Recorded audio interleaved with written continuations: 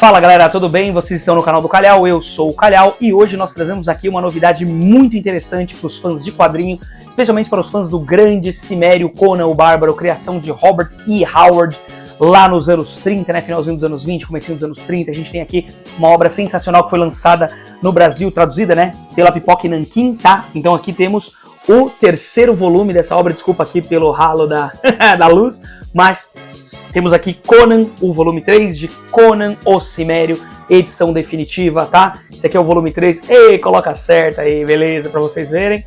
Terceiro volume, tem review aqui no canal dos outros dois volumes, tá, gente? Muito bacana essa obra, tenho um prazer enorme de trazê-las pra vocês por vários motivos que sejam, né? O principal motivo é que eu sou fã absoluto de Conan o Bárbaro, a obra de Robert Howard é maravilhosa, o personagem em si é um personagem magistral.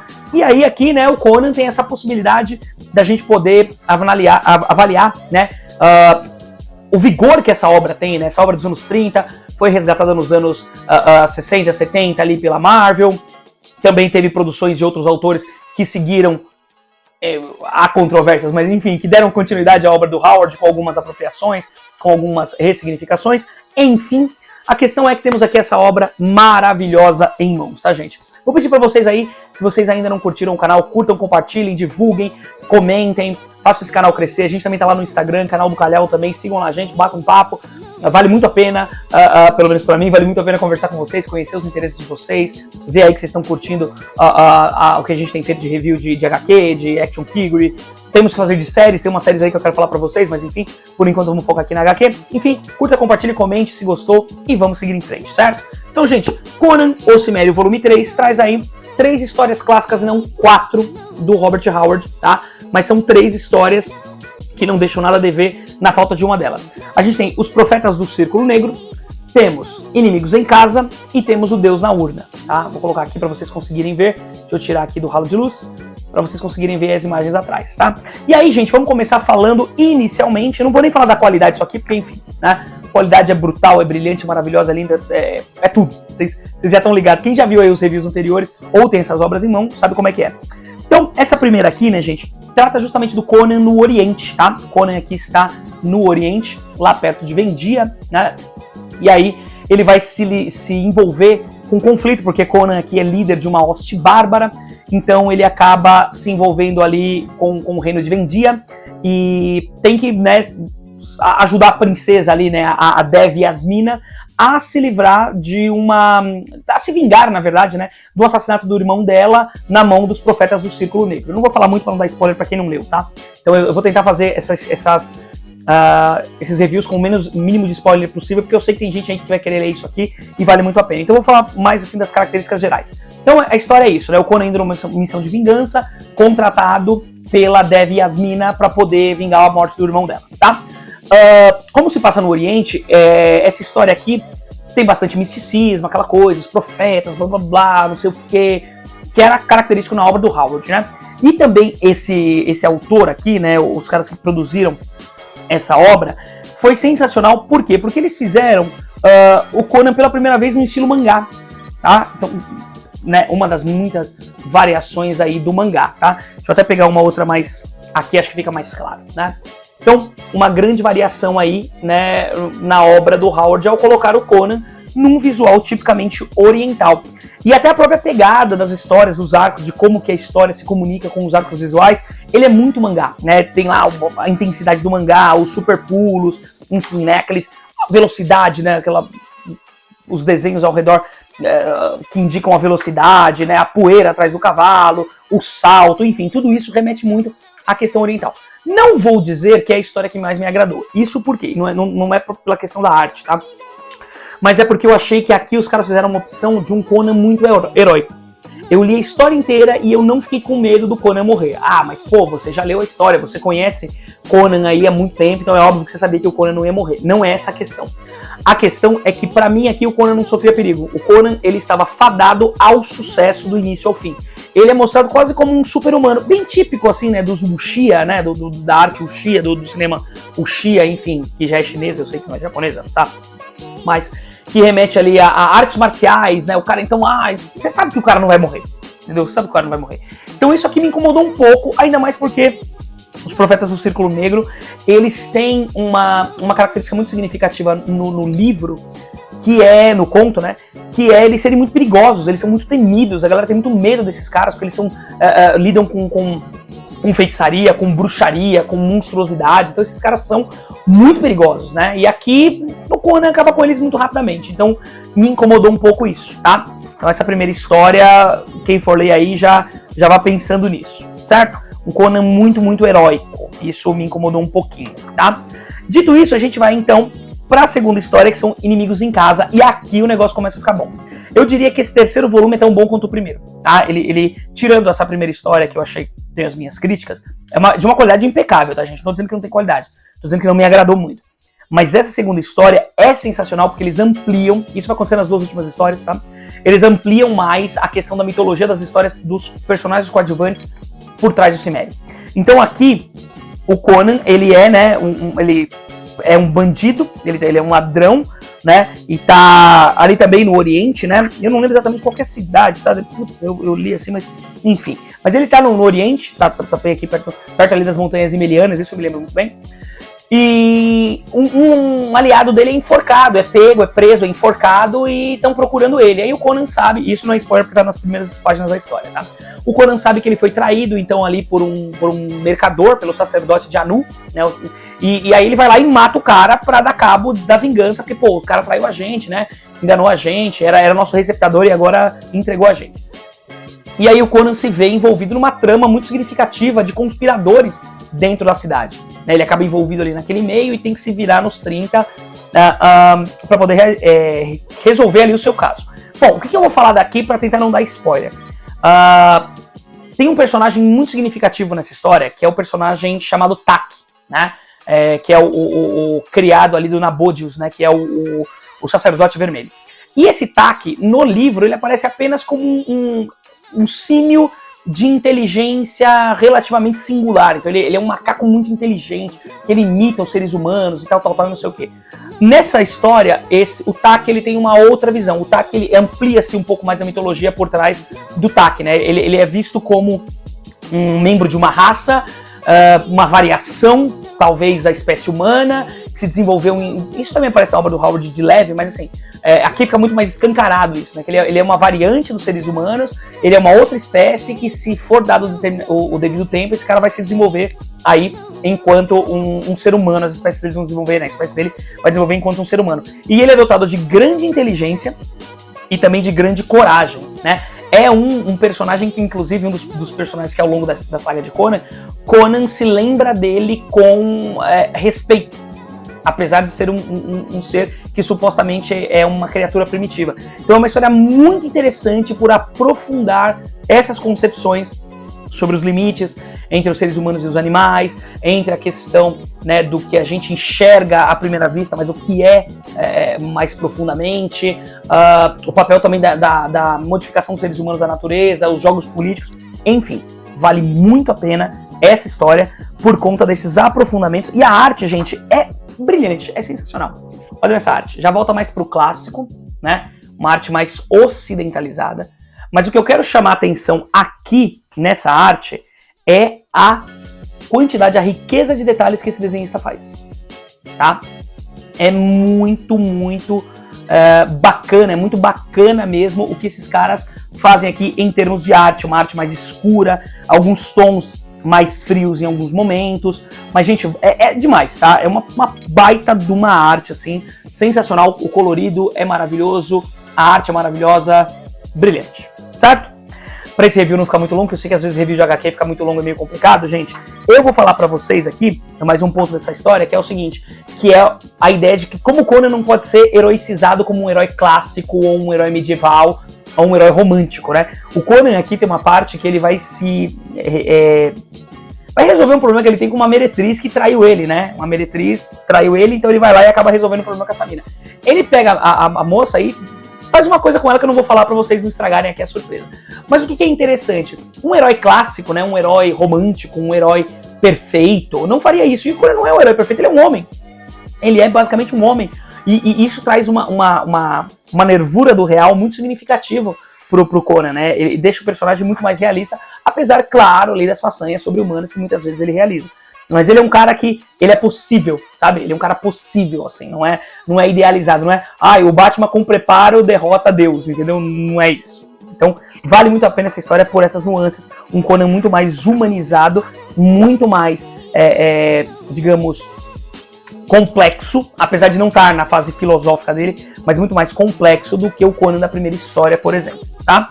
E na última história, gente, que a gente tem, que foi aí, basicamente, a que eu mais gostei. Essa aqui realmente me apaixonou. Eu já gostava muito dessa história do Conan, né, que é o Deus na Urna, é uma das minhas histórias favoritas do clássico do Conan, apesar de ter gente falar que é uma história mais simplória, mais bababá, mais direta, não sei o quê, mas o que me chamava a atenção na história do Conan, o Deus na Urna, era o caráter policial e racial que essa história sempre me remeteu. Claro, sempre me remeteu depois que eu tive consciência de que esses problemas existiam, né? Quer dizer que quando eu tinha lá 12 anos de idade eu tava pensando nisso. Mas quero dizer, depois de adulto, eu falava, nossa, essa história aqui, cara, é uma crítica muito pesada à violência policial, é uma crítica ao racismo muito significativo.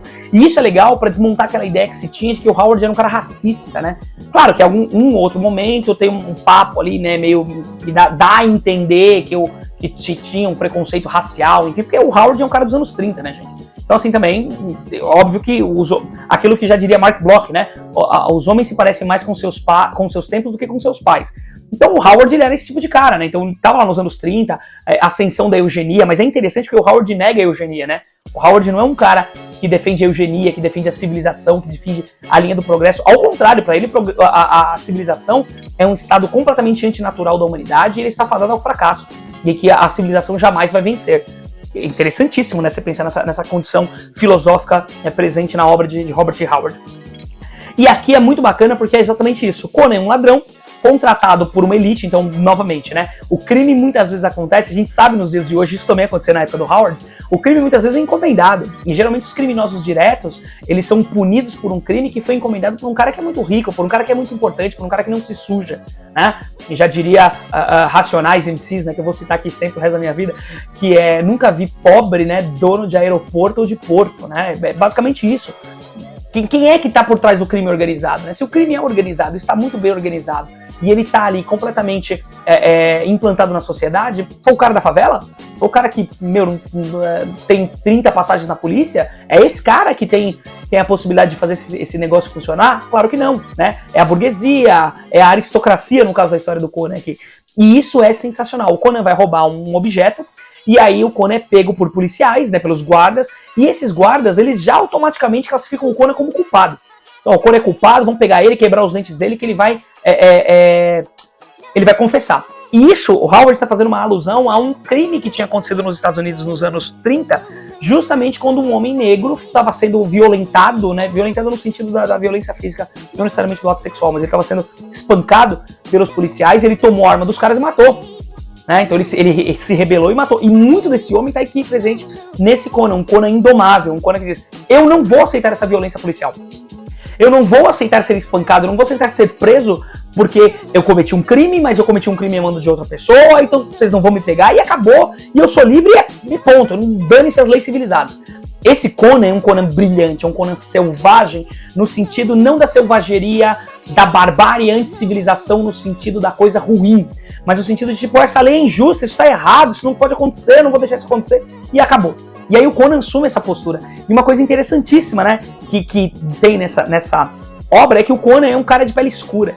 Então, para aqueles racistas que gostam de Conan, para aquele eugenista que gosta de Conan, para aquele nazista, você é um idiota, você é um imbecil, você é um estúpido, porque Conan não é um cara, como eu já discuti com um idiota uma vez numa comunidade do Conan, na época do falecido Orkut.